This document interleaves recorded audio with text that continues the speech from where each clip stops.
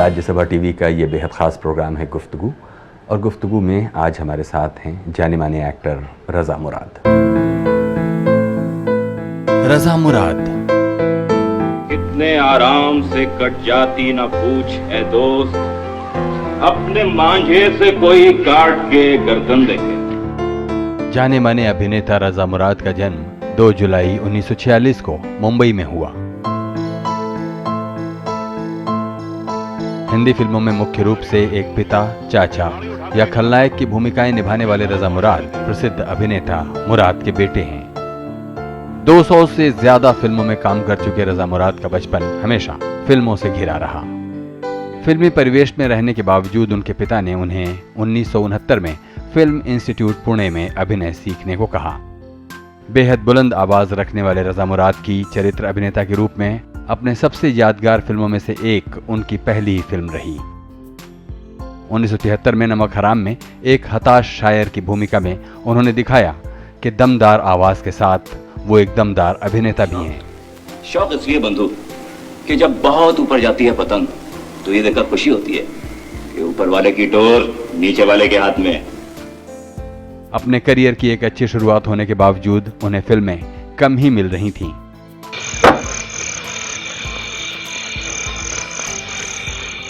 मगर 1982 में आई राज कपूर की प्रेम रोग में उन्हें वो पहचान मिली जिसके वो हकदार थे।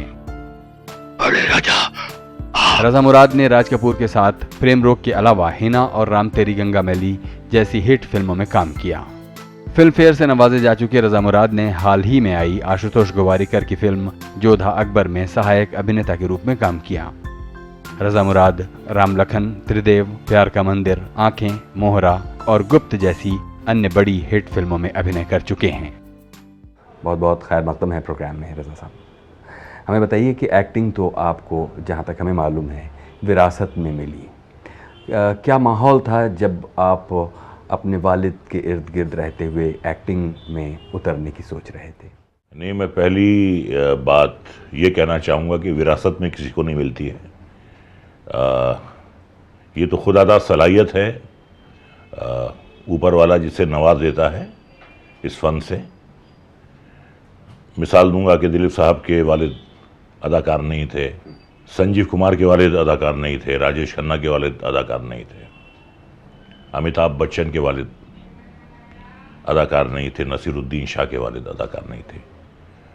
तो ये तमाम अजीम अदाकारान के मैंने नाम लिए हैं, और ऐसे बहुत से आज अदाकार हैं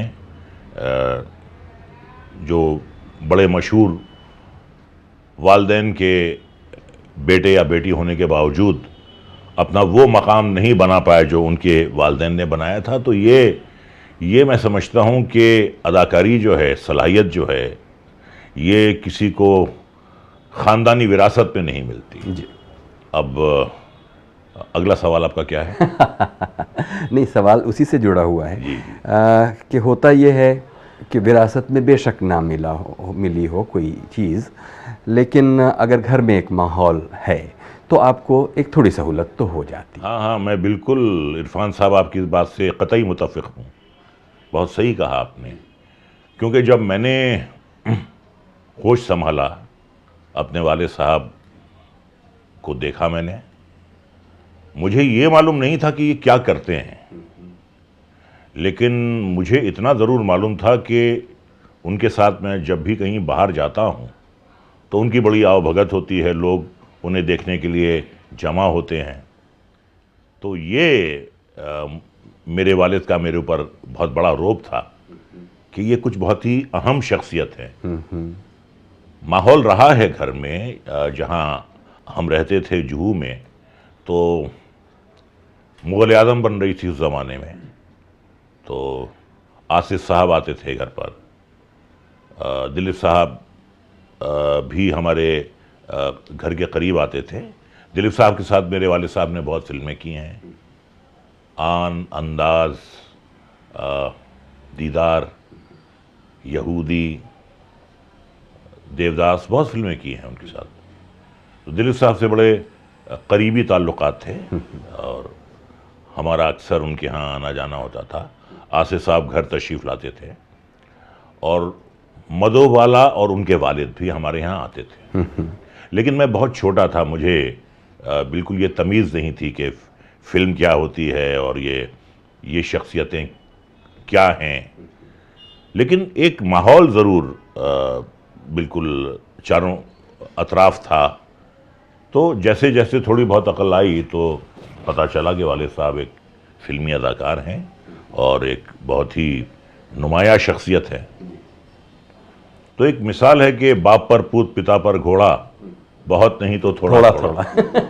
तो असर तो होता है। वालिद साहब, हर बच्चा जो है अपने वालिद से यकीनन इंस्पायर होता है। मैं भी हुआ। लेकिन मुझे ऐसा लगता था कि मेरे वालिद बहुत ही खूबसूरत इंसान हैं। गोरे चिट्टे थे, सुनहरे बाल थे उनके, हरी आंखें थीं, बड़ी बारोब सी शख्सियत थी उनकी और बड़ी गरजदार आवाज़ थी उनकी। मुझे ऐसा लगता था कि मैं वालिद जैसा खूबसूरत नहीं हूँ। ये मुझे बात शुरू से ही पता थी। एक बात मैं आपको बताना चाहूँगा कि मेरे सगे मामू अमानुल्लाह खां, जीनत अमान के वालिद, वो मेरे सगे मामू थे। अच्छा। मेरी वालिदा लियाकत जहां बेगम और अमानुल्लाह खां सगे भाई बहन। अच्छा। तो जीनत मेरी सगी मामूदात बहन है, जीनत अमान। तो देखिए क्या होता है, जब अक्ल आती है, आदमी होश संभालता है। अक्सर लोग ये कहते हैं कि साहब मुझे एक्टिंग का शौक था। एक्टिंग का शौक उतना नहीं होता जितना सेलिब्रिटी बनने का शौक होता है, मशहूर होने का शौक होता है, ज़्यादा पैसा कमाने का शौक होता है। तो वो जो एक अहमियत एक अदाकार को मिलती है, जो उसकी फेस वैल्यू होती है, तो हर शख्स जो है अदाकार बन के एक सेलिब्रिटी बनना चाहता है। और अक्सर लोगों को ये गलतफहमी होती है कि ये काम बहुत आसान है, बहुत आसानी से हासिल किया जा सकता है। अक्सर जब फिल्म देखते हैं, फाइट सीन चल रहा है या रोमांटिक गाने चल रहे हैं या रोमांटिक सीन चल रहे हैं, तो वो देखते हैं कि भाई ये क्या, ये तो हम भी कर सकते हैं। बहरहाल मेरे वालिद साहब ने एक बात कही मुझसे। उन्होंने कहा कि हमारे ज़माने में कोई एक्टिंग इंस्टीट्यूट नहीं था। आज अगर ये फैसिलिटी दस्तयाब है तो आप इसका फ़ायदा उठाइए। उन्होंने मुझे फिल्म इंस्टीट्यूट भेजा 1969 में, 1969 में। तो बाकायदगी से हमने एक्टिंग की बारीकियां सीखने की कोशिश की। एक माहौल मिला वहाँ। अक्सर ये होता है कि उस उम्र में तालिब इल्म जो होते हैं वो स्कूल या कॉलेज बंक करके फिल्में देखते हैं। वहाँ क्लासों में फिल्में दिखाई जाती थी। एक माहौल था। हम फिल्म ओढ़ते थे, फिल्म पहनते थे, फिल्म खाते थे, फिल्म पीते थे, फिल्म के साथ सोते थे। हमारे लिए एक आसानी ये हो गई थी वहाँ पे कि जो हमारे सीनियर्स थे वो एक बड़ा अच्छा अपने लिए मकाम बना चुके थे, जैसे शत्रुघ्न सिन्हा, जया भादरी और असरानी साहब, रेहाना सुल्तान। रेहाना आपके बैच की? जी नहीं, हमसे सीनियर है। सीनियर। सुभाष घई। तो इनकी वजह से और जो तुलबा थे उनके रास्ते भी खुले जी। और ये ज़रूर हो गया था कि जब हम पास करके आए थे तो भले हमें काम मिले या ना मिले, लेकिन सब हमसे इज्जत से पेश आते थे कि भाई ये फिल्म इंस्टीट्यूट का है, शायद कल ये बहुत बड़ा स्टार बन जाए। तो ऐसी हमारी शुरुआत हुई। लेकिन मैंने कभी अपने वालिद साहब की मदद नहीं ली।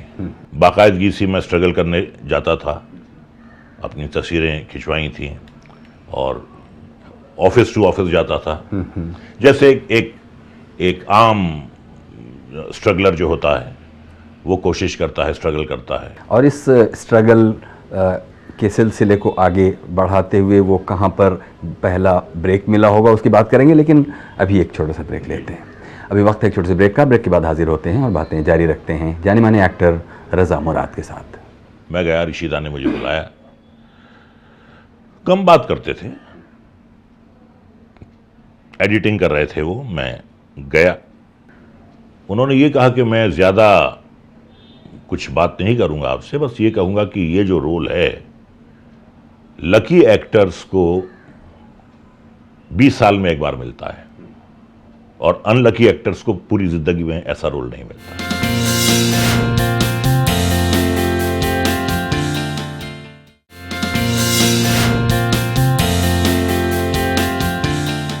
स्वागत है एक बार फिर से प्रोग्राम गुफ्तगू में। आप हैं आज जाने माने एक्टर रज़ा मुराद के साथ। रज़ा मुराद साहब, आपने कहा कि FTI से पढ़ाई पूरी करने के बाद फिर कभी आपने ये नहीं सोचा कि भाई आपके वालिद भी बड़े इंडस्ट्री में जाने माने आदमी हैं तो आप कोई उनकी मदद लेकर अपने करियर को आगे बढ़ाएं? आप अपना स्ट्रगल खुद कर रहे थे।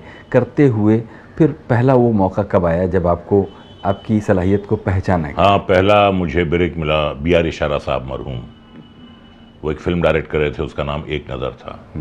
उसमें अमिताभ बच्चन और जया भादुरी लीड कास्ट में थे। मैंने जो रोल किया वो शत्रुघ्न सिन्हा साहब करने वाले थे, लेकिन वो बहुत मसरूफ़ हो गए तो उन्हें मेरा ख्याल आया, क्योंकि एक बार वो इंस्टीट्यूट आए थे और एक रस्मी सी मुलाकात हुई थी उनसे। देखिए, मेरा नज़रिया कुछ और था।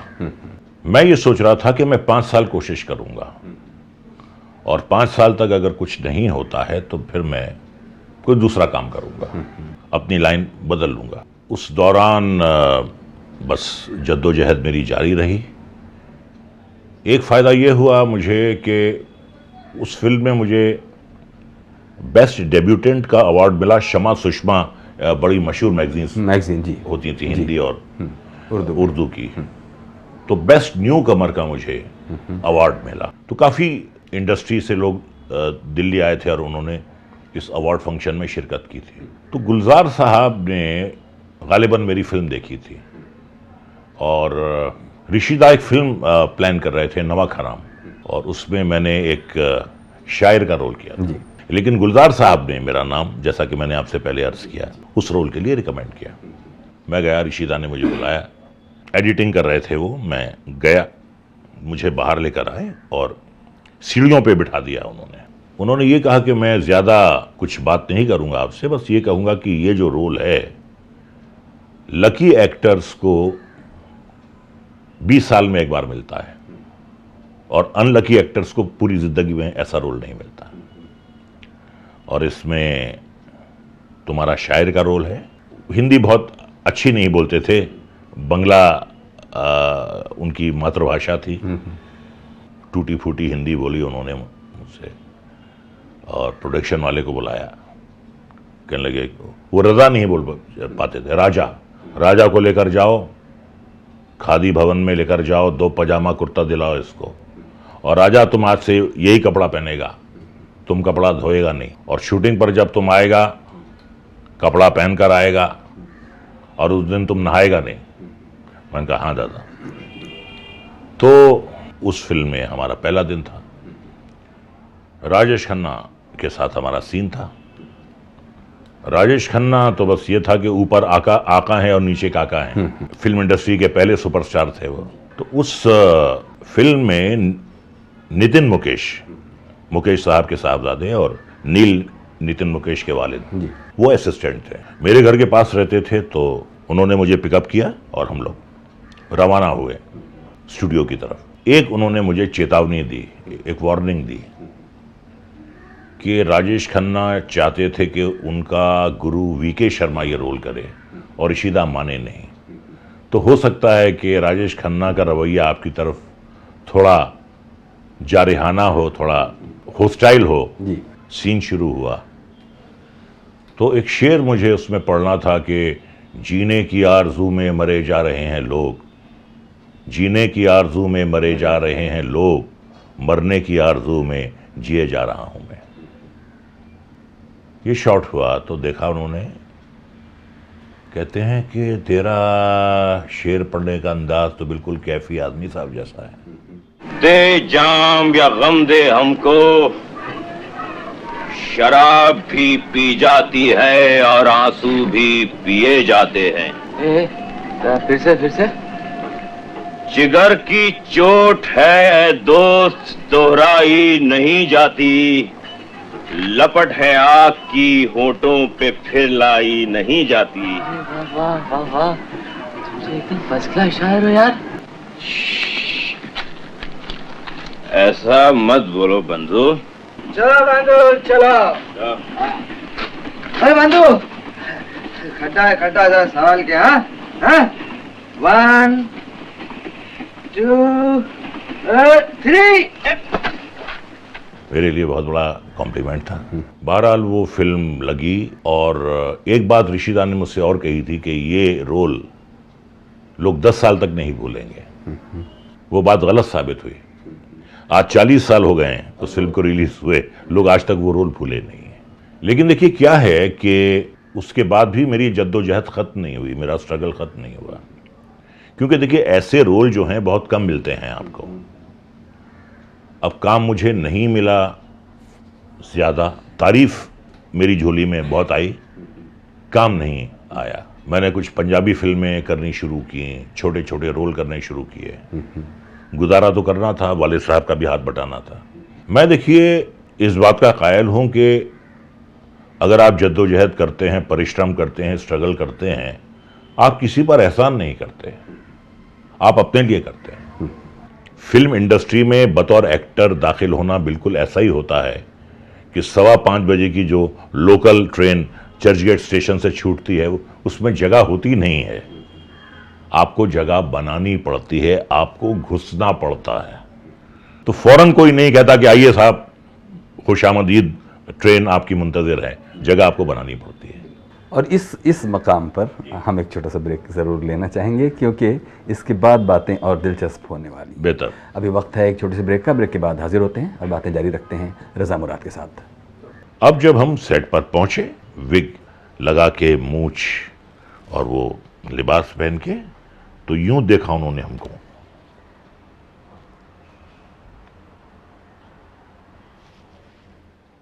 रज़ा साहब आप लग रहे हैं, स्क्रीन टेस्ट की कोई जरूरत नहीं। कल से आप शूटिंग कर रहे हैं।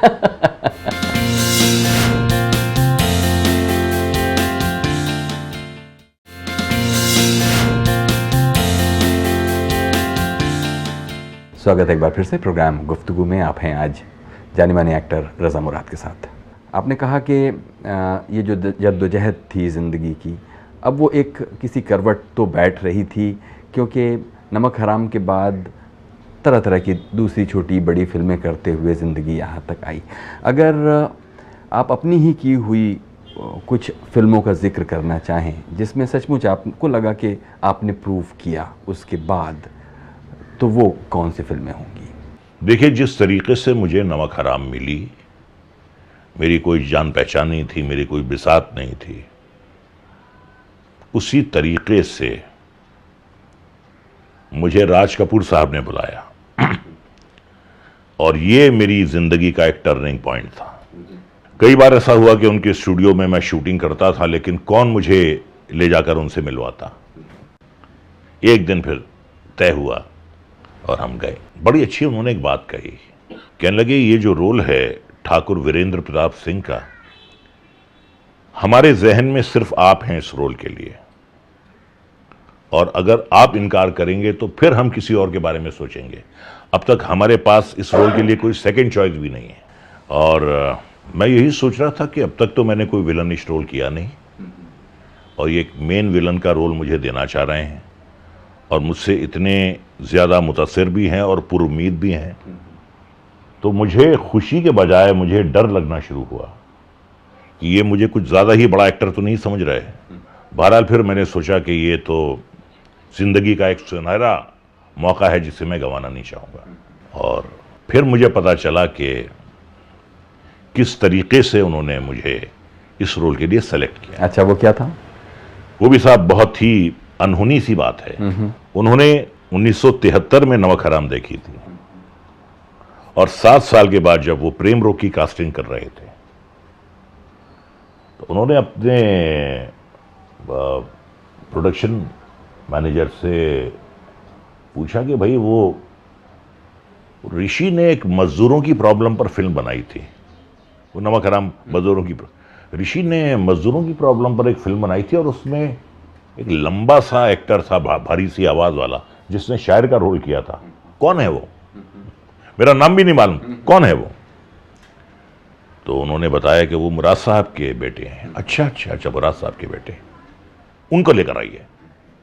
लेकिन मैं आपको हकीकत बताता हूं कि जिस दिन मैं पहले दिन सेट पर गया हूं, और सेट पर जाने से पहले उन्होंने ड्रेस वाले को बुलाया, कॉस्ट्यूम डिज़ाइनर को बुलाया, इनके लिए एक ऐसा ड्रेस बनाइए, और मेकअप मैन को बुलाया कि इनके लिए एक ऐसी मूछ बनाइए। यकीन कीजिए इरफान साहब, मैं जब पहले दिन वो लिबास पहनकर और वो मूछ लगाकर मैंने अपने आप को आईने में देखा तो मैं अपने आप को पहचान नहीं पा रहा। ये उनकी प्रेजेंटेशन थी, और तमाम मुखालिफत होने के बावजूद वो अपनी जगह अटल रहे कि मुझे रज़ा मुराद चाहिए इस रोल के लिए। वहाँ से साहब फिर मुझे लोगों ने संजीदगी से लेना शुरू किया, और मैंने भी पूरी मेहनत की, अपनी जान लगा दी, जिसका मुझे अजर मिला। फिर उन्होंने राम तेरी गंगा मैली बनाई, फिर उन्होंने मुझे उसमें कास्ट किया, और वो उनकी ज़िंदगी की आखिरी फिल्म थी। बिना बताए वो आज तक कॉलेज नहीं गया, शहर छोड़कर कैसे जा सकता? वो जा चुका है जीवा बाबू, और लौटकर कभी नहीं आएगा। लेकिन कहां गया होगा? दरबान, मैं परेशान इसलिए नहीं हूं कि वो कहां गया होगा, थोड़ा परेशान हूं कि जिस बेटी की खुशी मेरी जिंदगी का मकसद है, वो बदकिस्मती से आपके बेटे से प्यार करती है। और ज्यादा परेशान इसलिए हूं कि नरेन के ना लौटने की सूरत में कितनी आसानी से बर्बाद कर दूंगा मैं आपको। लेकिन कास्ट करने से पहले उन्होंने कहा मैं आपका स्क्रीन टेस्ट लूंगा।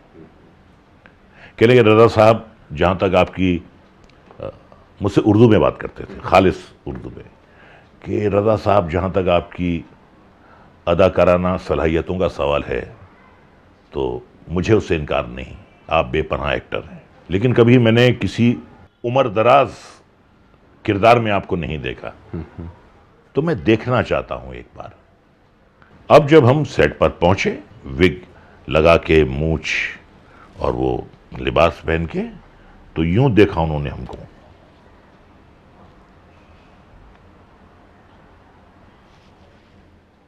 रज़ा साहब आप लग रहे हैं, स्क्रीन टेस्ट की कोई जरूरत नहीं, कल से आप शूटिंग कर रहे हैं। तो वहां से हमने उस फिल्म में भी अपनी इब्तिदा की, और वो फिल्म बहुत बड़ी हिट साबित हुई।